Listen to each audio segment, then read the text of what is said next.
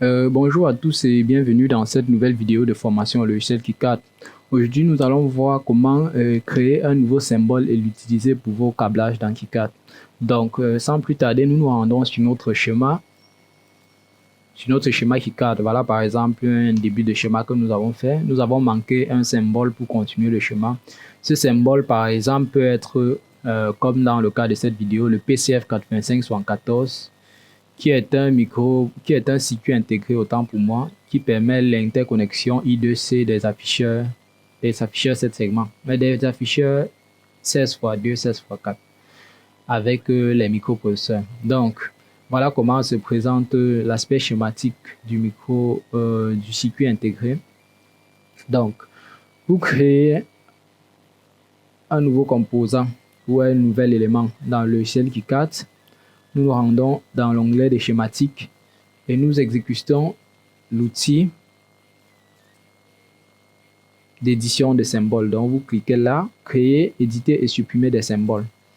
Donc, quand vous ouvrez là, cette nouvelle onglet s'y apparaît. Vous voyez là, il y a plusieurs librairies. Nous pouvons ouvrir par exemple les librairies, je ne sais pas, d'amplificateurs opérationnels par exemple. Vous voyez, là vous avez tous les éléments caractéristiques d'un amplificateur opérationnel. Vous voyez, il y a l'entrée, la sortie, power input, power output. Donc vous voyez, il y a tout un tas d'éléments. Il y a même la documentation, la documentation pour la datasheet.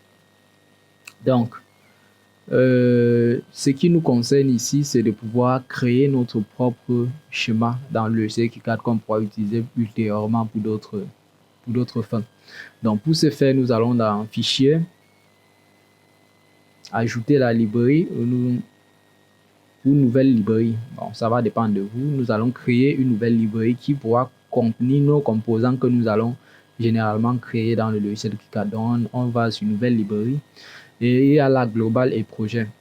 Donc, c'est à se demander, est-ce que vous voulez que votre librairie soit juste pour votre projet? Bon, moi, je ne vous conseille pas parce que vous ne pouvez pas utiliser dans d'autres projets. Et laissez la globale. C'est mieux parce que tous les projets pourront utiliser cette librairie que vous venez de créer. Donc là, nous faisons global et nous appuyons OK. Donc, ceci fait, nous allons donc la sauvegarder. Nous allons donc la sauvegarder. Moi, je l'ai fait dans mes documents et il y a un dossier librairie KiCad. Oui, j'ai créé un dossier librairie KiCad. Nous pouvons renommer ces librairies. Ce seront, on pourra les appeler mes librairies. Oui, mes librairies.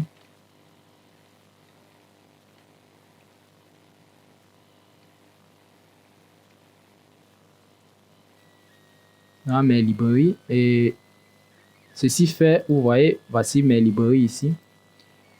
Là, mes librairies ne contiennent rien.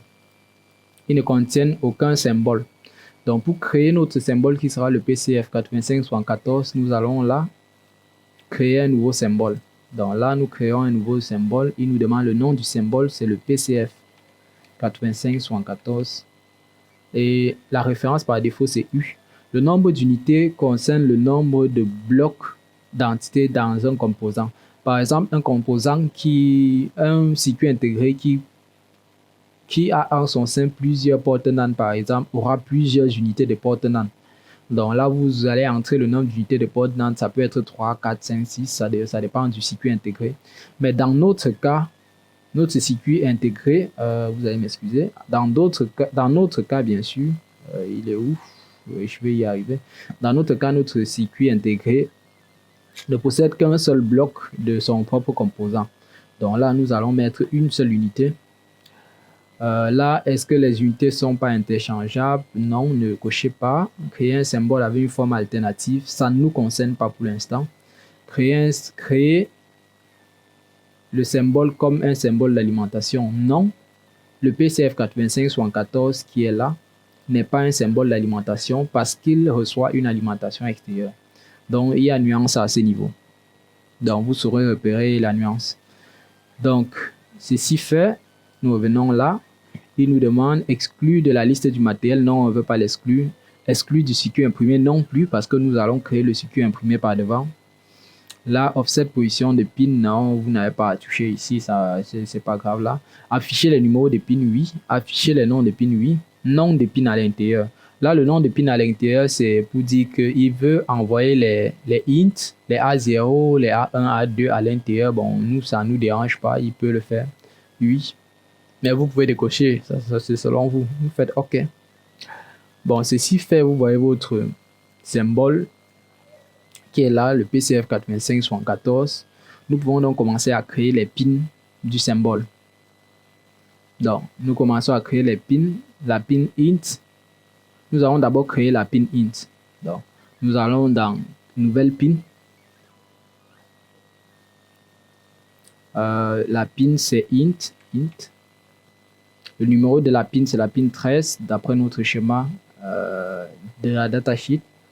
Le type électrique, nous allons lire la documentation du composant pour savoir. Il nous dit ici la pin int, c'est une pin de type output et elle est active à l'état bas. Donc là, nous allons la prendre en power output parce qu'il y a power input, il y a power output. Nous allons la prendre en power output pour sortir. Et nous allons choisir ici inverser parce que c'est une sortie à l'état bas comme le datasheet l'indique. L'orientation droite, oui, nous allons laisser comme ça. Et taille du nom, texte numéro 1,27, c'est par défaut dans le logiciel KiCad. Donc vous le laissez, vous n'avez pas à modifier ces paramètres-ci. Donc vous faites OK. Et vous placez la pin. Donc là, la pin est placée. Nous pouvons passer à la prochaine pin qui est, d'après le schéma, la pin A0. Donc nous cliquons là. La pin, c'est le numéro de pin, c'est A0. En majuscule, bien sûr. A0. Numéro de pin, c'est la pin 1. Oui. Et la nature de la pin A0, c'est une pin. C'est une pin d'entrée. Donc power input. On va la mettre en power input. Oui. Maintenant, le style graphique, ce n'est pas une entrée inversée. Donc, vous voyez là, A0, ce n'est pas une entrée inversée. Vous voyez, même sur le schéma, A0 n'est pas une entrée inversée. Donc là, nous allons enlever l'inversé. Nous allons mettre une ligne. Nous laissons la position là. Nous laissons droite. Et le reste, nous pouvons accepter.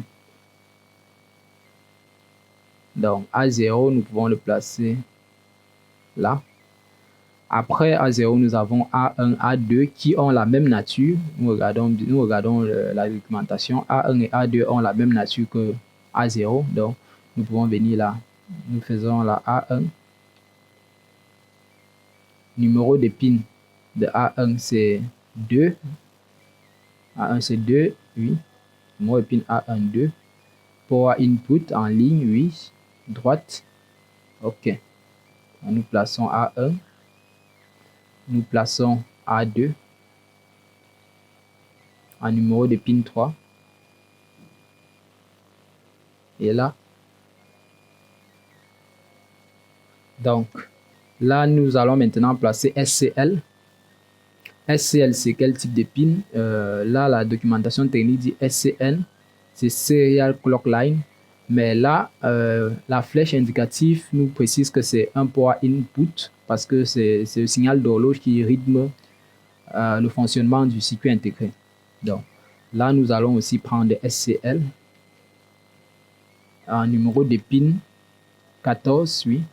Numéro de pin 14, qui est une power input en ligne, oui. N'est pas inversé, oui. Là, orientation droite, OK. Donc,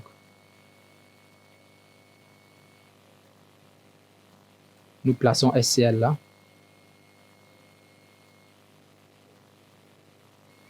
Bon, allons-y.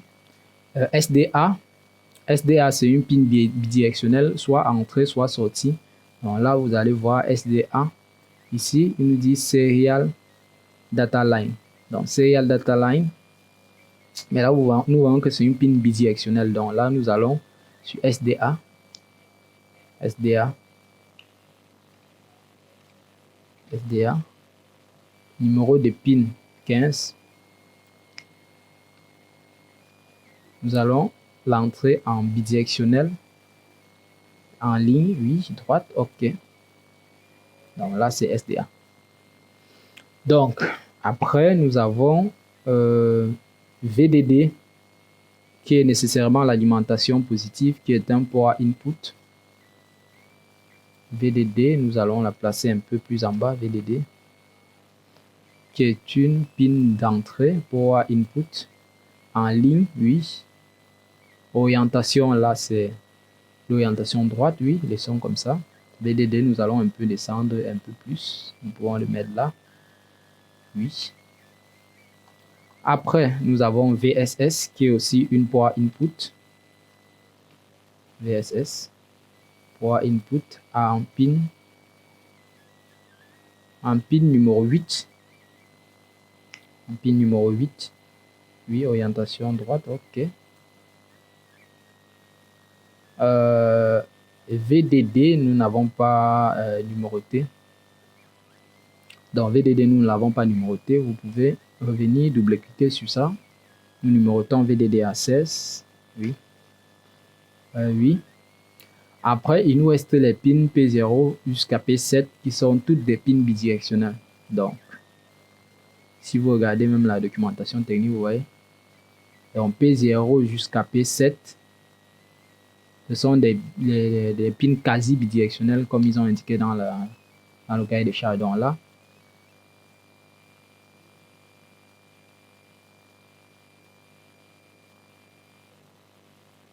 là, nous allons donc P0. P0, non. Nous pouvons éditer avec la touche E. Oui, P0, numéro des pins. Nous allons prendre là. Pin 4, 5, 6, 7, 8. Dans pin 4 là. Pour input, non. Bidirectionnel, oui.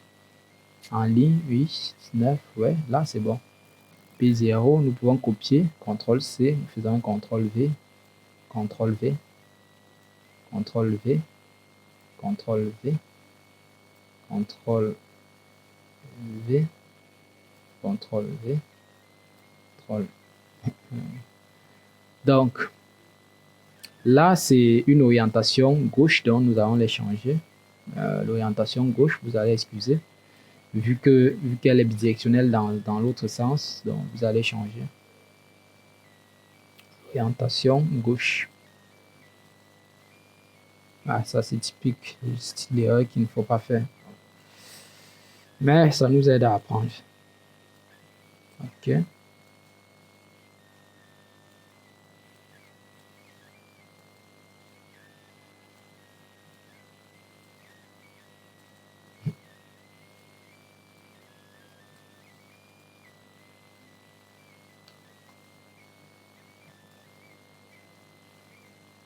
Là, nous les centrons.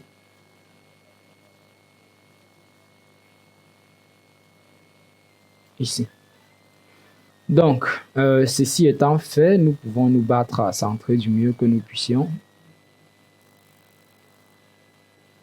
Et cette fois-ci, nous pouvons maintenant dessiner le cadre. Pour dessiner le cadre, vous choisissez juste ajouter un rectangle. Et là, vous voyez, vous pouvez ajouter le rectangle.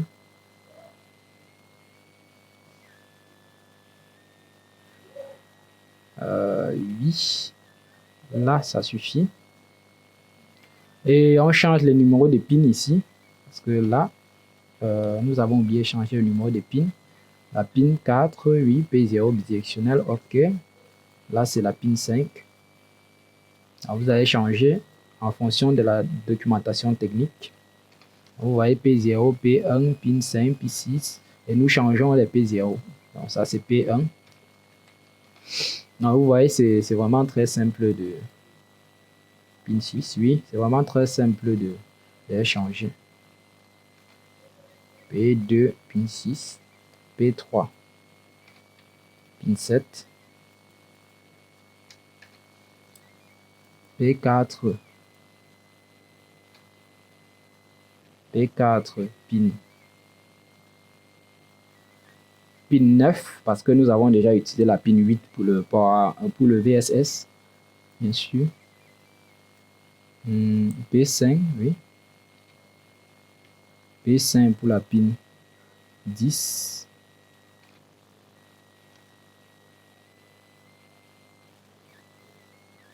P6 pour la pin 11.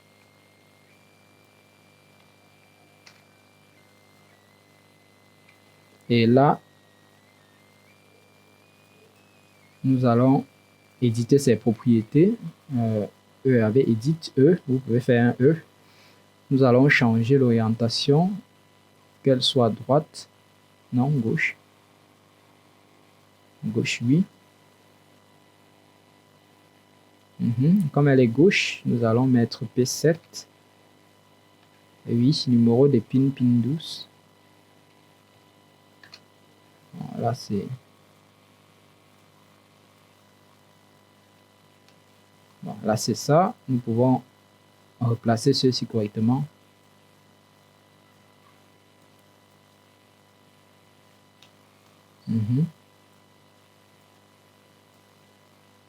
Placer celui-ci correctement. Donc là, vous avez votre votre circuit intégré. Excusez-moi, je confonds souvent. Donc là, vous avez votre circuit intégré avec les différentes bouches. Oui, qu'elles soient bidirectionnelles ou unidirectionnelles, vous avez votre circuit intégré. Et vous pouvez donc enregistrer, vous pouvez faire un CTRL S. Donc, vous enregistrez. Et maintenant, il y a souvent un fond. Là, vous voyez, vous pouvez faire propriété du symbole. Vous voyez, vous avez les différentes propriétés du symbole. Vous avez l'empreinte, le numéro de pin. Vous voyez, exclure la liste du matériel, non, non, non, du fichier, éditer le modèle sur Spice. Bon, non, c'est pas nécessaire. Donc, vous avez toutes les caractéristiques du symbole ici. Vous avez toutes les caractéristiques, que ce soit la valeur, la référence, la documentation technique, vous voyez, vous avez tous les symboles. Donc, ceci fait, vous pouvez enregistrer et vous pouvez donc fermer cette page-ci. Vous sauvegardez, bien sûr. Vous devez sauver dans un emplacement différent. Application. OK. Comment? Vous faites CTRL S, oui. Là. Si vous ne sauvez pas, tous vos changements seront définitivement perdus. Oui, je sauvegarde. Vous devez sauver dans un emplacement différent. OK. Bon, là, je peux sauvegarder dans mes documents sans changer. Brique 4. Enregistrer. Bon, ceci fait, nous pouvons donc revenir dans notre schéma et choisir d'importer un composant. Voilà, vous allez voir sa charge. Et là, nous allons taper la recherche PCF 8574. Vous voyez là, il y a la version KiCad qui propose, vous voyez, il y a plusieurs versions KiCad. Il y a aussi notre version de mes librairies. Vous voyez, notre version que nous avons fabriquée nous-mêmes. Vous faites un OK et vous revenez la déposer là. Donc là, vous avez fini. Vous voyez, là, vous avez votre composant et vous pouvez effectuer aisément les connexions. Donc, Donc, si la vidéo vous a plu, abonnez-vous, likez, laissez un commentaire si vous avez rencontré des difficultés et à très bientôt.